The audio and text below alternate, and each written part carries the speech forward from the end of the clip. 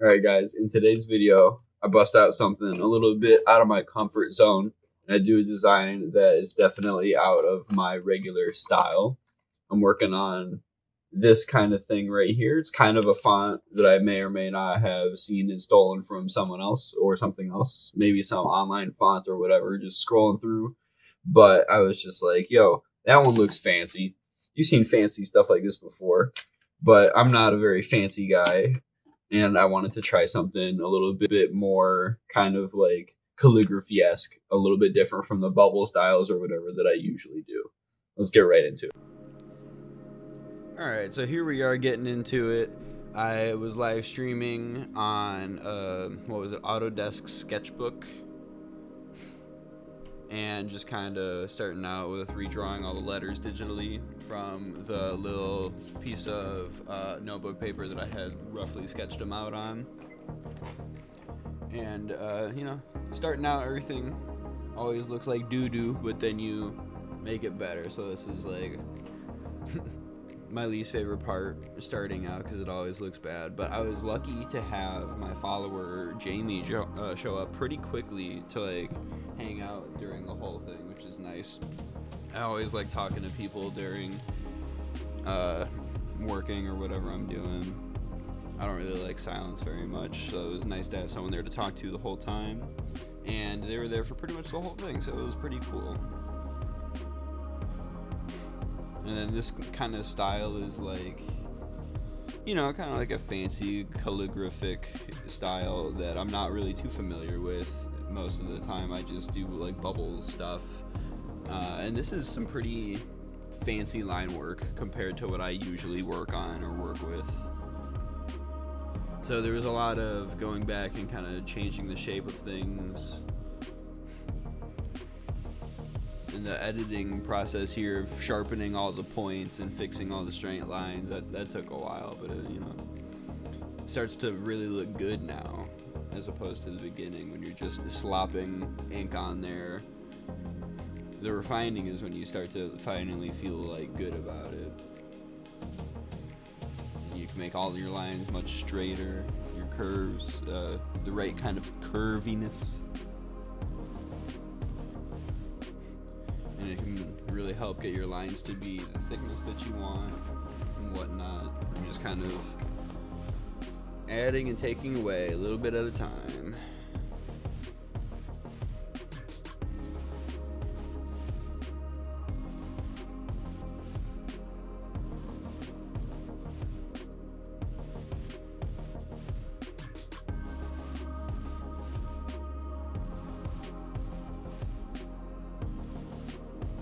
I thought for a while that I wanted this kind of like bulbous little bit on the back of that, but then I kind of saw that there's no other place with one, so to keep the balance I changed it to a sharper, more pointy area, and keep, I tried to keep all the pieces looking the same thematically and keep it balanced. Although I gotta say the H has a lot more stuff going on, a lot more like decoration within the letter than the rest of them.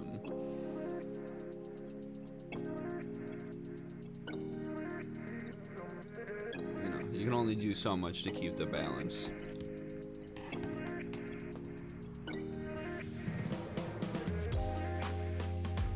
And then I didn't feel like all those blobbies looked good at all. I made pretty much every rounded area a lot sharper.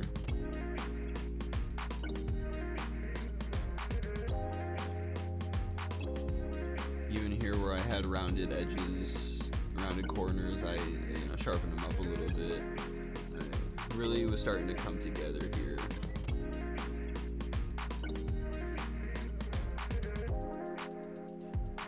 And then one of the hardest parts about getting these letters right was working with the brush that I was using in Sketchbook itself. I have like a pressure sensitive little pen that I have for the tablet that I draw on, and I was constantly battling with like making sure I had the right type of pressure, because I couldn't, you can't see how much pressure you're putting on like you can a physical paintbrush or marker or whatever. So it was very hard to see if I was starting with a fat line or starting with a small line when I first put it down, and then releasing the pen, even though it was pressure sensitive, it kind of seemed like it wasn't sensitive enough sometimes, so I had to refine it anyway, which is not something I would have felt had it been like a traditional brush or like a real tool instead of a digital tool. I don't know, the pressure sensitivity was nice. It was just not perfect, so I might have to spend some more time getting better with that. And you know, one thing that I always struggle with my letters is I have two C's right next to each other, so I'm always trying to figure out a way to make the C's a little bit different. Unfortunately, here they look very, very similar. So I was like, okay, I'll just draw a couple extra little lines. That'll make them different enough, right? So at this point, I think I've finally gotten all the letters to look the way I wanted them to, and I kind of stick them closer to each other, get the spacing a little bit more appealing. And here we have kind of like a finished calligraphy signature version of my letters, I guess. And this is where I kind of had a little bit of artist block. I didn't really know what to do after this. I just knew I wanted the shape of the letters.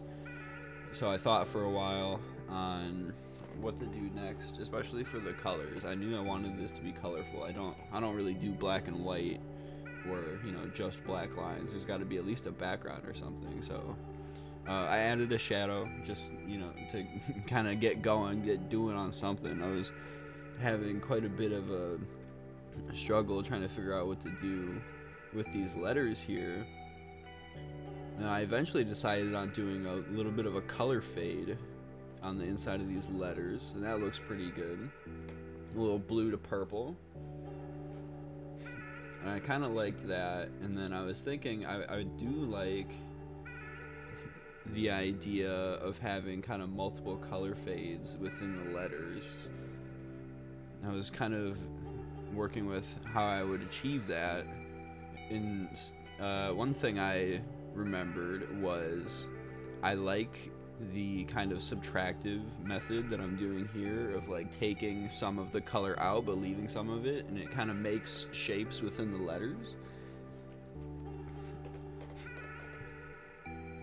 And then this layer will be kind of like another layer of color, like the blue layer before it, with different kind of cutouts and different lines of cut out color.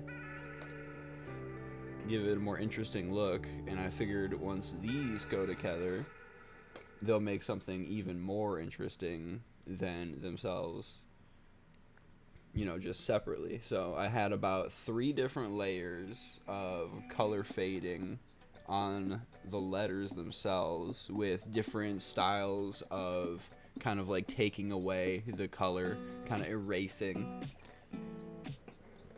and giving it a little bit more texture. The design I had kind of in mind once I started really putting this together was, if any of you remember the Van Halen guitar, the like red, white, and black Van Halen guitar, that's kind of where my brain started to go with that.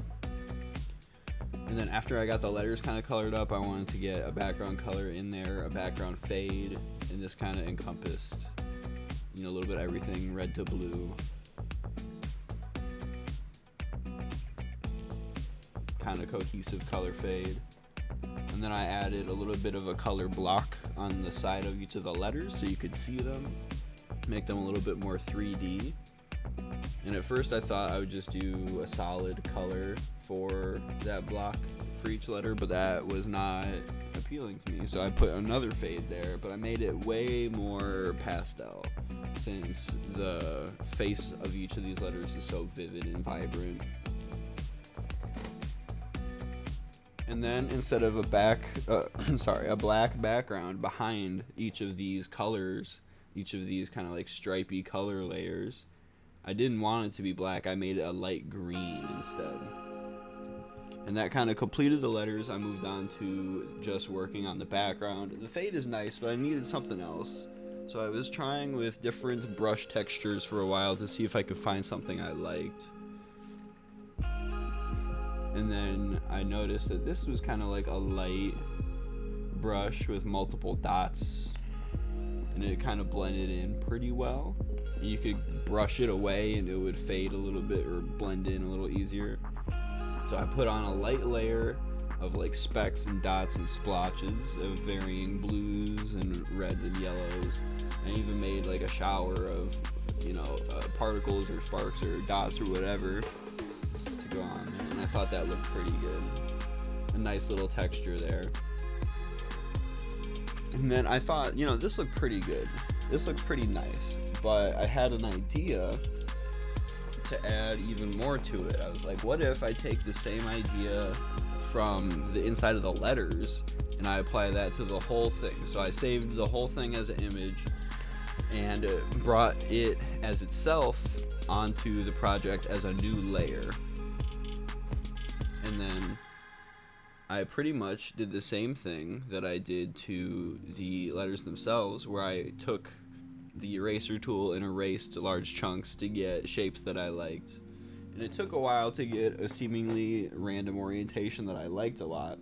And then basically I take that layer, change the hue and the saturation. Now it's like a completely new set of shapes that fits perfectly over the old image that I had just saved. And the only thing to do now was to change the saturation and contrast of the letters, make them pop out just a little bit more. And that's about it. Here we have a nice little fancy calligraphy style piece that I was able to do on Autodesk's sketchbook. So thank you very much for watching. Follow me on Instagram, Redbubble, TikTok, Canvy, and follow me on my YouTube channel where I make more videos like this. Thank you. Have a good one. Bye-bye.